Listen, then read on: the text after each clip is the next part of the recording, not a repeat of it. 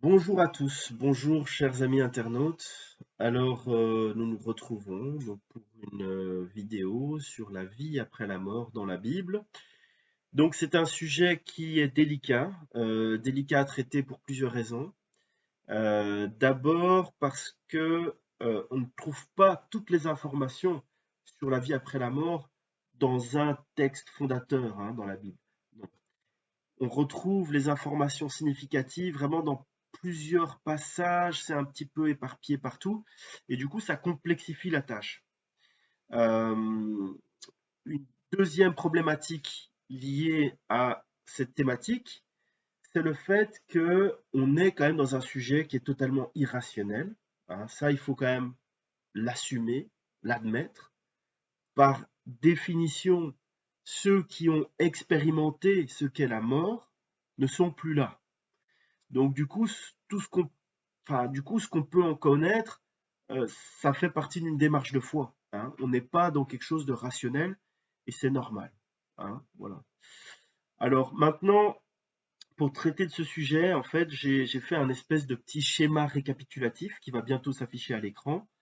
Ce que j'aimerais vous dire par rapport à ce schéma, c'est que c'est assez généraliste à dessein. Je n'ai pas voulu rentrer trop précisément dans certains détails parce que c'est sujet à interprétation. Donc ça, c'est une première chose. Une deuxième chose, c'est que j'ai dû prendre un certain nombre d'hypothèses pour pouvoir faire ce schéma.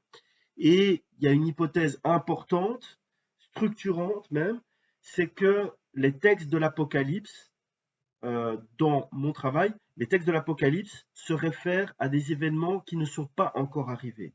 Parce que c'est vrai qu'il y a un certain nombre de théologiens, si vous leur demandez, ils vous diront que les textes de l'Apocalypse se réfèrent à la chute du deuxième temple. Donc tout s'est déjà réalisé et c'est du passé.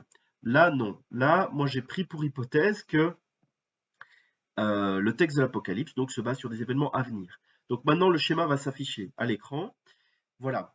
Donc sur ce schéma, vous pouvez voir donc deux grandes parties. La partie de gauche avec euh, la vie terrestre, la vie terrestre qui démarre avec la naissance, bien sûr. J'ai mis un petit dessin d'une petite graine. Et en fait, cette graine, elle fait référence à 1 Corinthiens 15. Si nous prenons 1 Corinthiens 15, eh bien, nous pouvons voir un passage qui, euh, qui fait le lien entre notre corps terrestre, notre enveloppe terrestre, et notre enveloppe dans la vie après la mort, eh bien, qui fait le rapprochement entre les deux, de la même manière qu'on ferait le rapprochement entre une graine et un épi de blé. Je vais vous lire le passage. Et ce que tu sèmes, ce n'est pas le corps qui naîtra, c'est un simple grain, de blé peut-être, ou de quelque autre semence. Puis Dieu lui donne un corps comme il lui plaît, et à chaque semence, il donne un corps qui lui est propre. Alors, donc là, en fait, et puis on est avec une potentialité. C'est cette petite graine, c'est ça que cette petite graine représente, cette potentialité.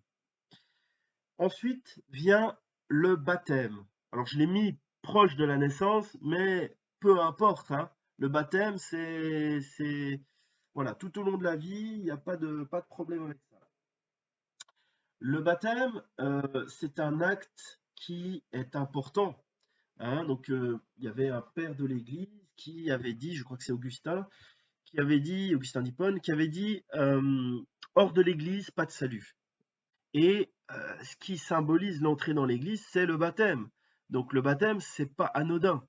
Maintenant, je n'ai pas la prétention de connaître le bon grain, l'ivraie, je n'ai pas cette prétention-là. Hein. Donc du coup, je ne vais pas dire que le baptême, c'est un passage obligé, mais certains le diront. Hein. Maintenant, je ne sais pas, il y a peut-être des gens qui ont été frappés par des événements marquants dans leur vie, qui ont rencontré le Christ, qui sont nés à nouveau. Mais c'est vrai que nous sommes appelés à baptiser, à faire des disciples des nations. Le baptême, c'est super important. Est-ce que si on n'est pas baptisé, eh bien, on n'a pas le droit à la vie éternelle, dans le sens vie éternelle positive? Je ne saurais le dire, je ne saurais le dire. Ce que je sais, c'est que les premiers disciples, hein, les apôtres, eux-mêmes, n'ont pas eu un baptême classique. Ils ont eu la Pentecôte, ils ont été donc d'une certaine manière baptisés, mais d'une certaine manière, qui n'est pas la manière traditionnelle. Donc, voilà, point d'interrogation, pour moi ça reste un point d'interrogation. En tout cas, au moment du baptême, ce qui est sûr, c'est qu'il y a quelque chose de très important qui s'opère. Au moment du baptême, on meurt avec le Christ et on naît avec le Christ à nouveau. Et donc, cette graine que l'on a, eh bien, elle peut commencer à maturer, à germer, on pourrait dire. Et quelque part, ce qu'on pourrait dire aussi, c'est que avec le baptême, eh bien, il y a un être spirituel qui prend vie. Il y a quelque chose de nouveau qui apparaît. Il y a des germes d'éternité qui apparaissent. Donc le baptême, ce n'est pas anodin. Ensuite, le baptême, ça ouvre un chemin de sanctification. Donc pendant la vie, il y a tout un chemin de sanctification qui s'opère. Ensuite, apparaît survient le moment du décès à la fin de la vie terrestre, la mort. Et donc là, à ce moment-là, eh bien, donc là, vous pouvez voir un petit schéma avec quelqu'un qui porte une toge, un vêtement blanc. Alors, cette robe blanche rappelle que ceux qui ont subi une forme de martyre pour la parole ont un statut particulier, hein. Donc, c'est ça que ça symbolise. Ont un statut particulier, ils ont quelque chose en plus, quoi, hein. Maintenant, maintenant, voilà. Donc, il y a la mort, hein, le décès qui survient. Ce qui arrive après, entre le moment de la mort et le moment de la résurrection de la chair, eh bien, on n'en sait trop rien. La Bible nous donne peu d'informations là-dessus. Mais ce qu'on sait en revanche, par certains textes de Paul, je pense notamment à des écrits que l'on peut retrouver dans Corinthiens, 2 Corinthiens 5:8 par exemple, Philippiens 1:23. On connaît deux choses, et aussi 1 Thessaloniciens 4:13. On sait deux choses. On sait que les défunts dorment, ils dorment, voilà, tout simplement. Ils dorment. Et on sait aussi qu'ils sont avec le Christ. Donc voilà, donc ça sont deux éléments qu'on sait. Donc il y a ce moment d'attente. Ce moment d'attente pour les défunts, et puis survient une trompette, un son de trompette. Le Christ revient sur terre. Et là, nos petites histoires privées, nos petites relations à Dieu privées rejoignent la grande histoire, l'histoire qui va jusqu'à la fin des temps. Et donc, à ce moment-là, le Christ revient et il y a une première résurrection. Les saints sont ressuscités. Les saints, ce sont ceux qui ont subi un martyre, une forme de martyre par la parole, et ceux qui auront résisté à la marque de la bête. Et donc, on a la première résurrection, la résurrection donc, des saints. Donc ceux-là, ils sont sûrs d'être sauvés, ils sont heureux, et ils règnent avec le Christ pour une période de 1000 ans, une période qui permet en fait la préparation de la venue du royaume des cieux. Donc c'est, vous voyez, il y a une petite flèche hein, de 1000 ans, millénium. Ensuite, à l'issue de cette période de 1000 ans, eh bien, c'est le moment du jugement. Alors, pour certains, si vous êtes jugé, vous êtes foutu, c'est la seconde mort, donc vous allez directement dans l'étang de feu. Voilà, donc ça c'est une manière d'interpréter.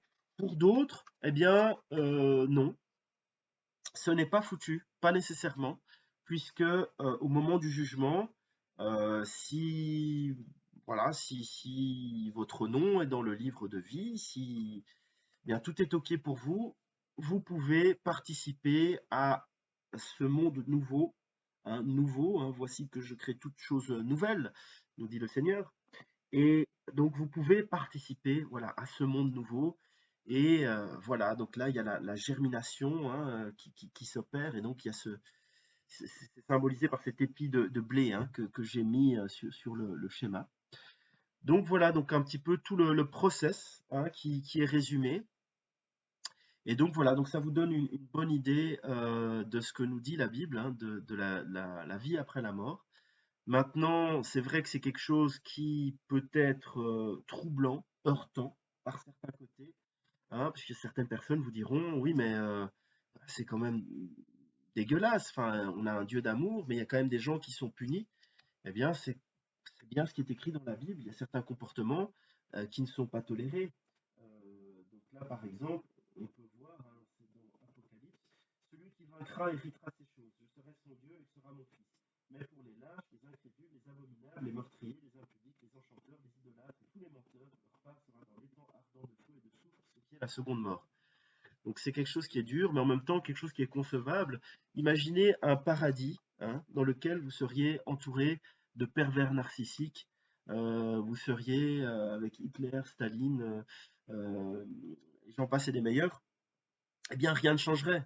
Il faut qu'il y ait un changement de nature qui s'opère, il faut qu'il y ait quelque chose qui, voilà, tout un processus qui s'opère, et puis ceux qui réussiront ce processus, eh bien, ils pourront avoir la vie éternelle, et ceux qui, malheureusement, n'auront pas réussi à faire germer ce potentiel en eux, eh bien, hélas, ils finiront dans les temps de feu. C'est ce que nous dit la Bible.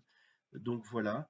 Donc, chers amis, moi, ce que je peux vous dire, c'est de veiller, hein, de continuer à veiller, de garder la foi, de rester ferme, inébranlable, travaillant de mieux en mieux à l'œuvre du Seigneur, sachant que votre travail ne sera pas vain dans le Seigneur. Soyez bénis.